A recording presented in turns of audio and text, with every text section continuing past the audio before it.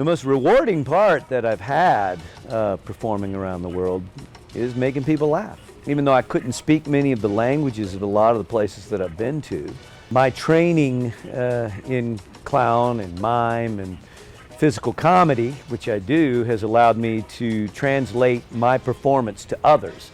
Pretty much can say I've made people laugh from almost every culture around the world. The good thing about Las Vegas is those cultures come here. We're kind of like the Cirque of distilleries, and I'm proud to be a part of it. My name is Kip Reynolds. I grew up in North Carolina. I do a comedy juggling show, and I also can be found strolling throughout the premises on stilts. I went to the circus when I was 6 years old. I said I'm going to be a circus performer that day. I had to teach myself. I met this person. His name was Bob Marsh, and he had been a clown, a professional clown. He ended up having children and didn't want to travel in the circus with his children.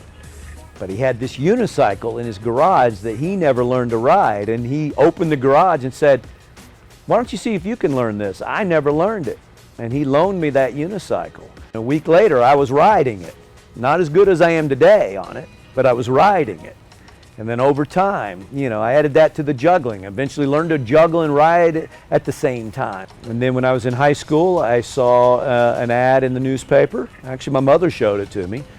They were looking for people to audition for Ringling Brothers Clown College. I auditioned, I got in, and when I graduated the Clown College, I traveled with the circus for 3 years. That circus background has led me to other things: theater, television, film, and then that has now brought me back to Las Vegas, where I became one of the resident entertainers here at Los Spirits. I was one of the first couple of entertainers that they hired at the time, and it's grown now into pretty much a pretty major entertainment venue here in Las Vegas. It's an experience unlike any other.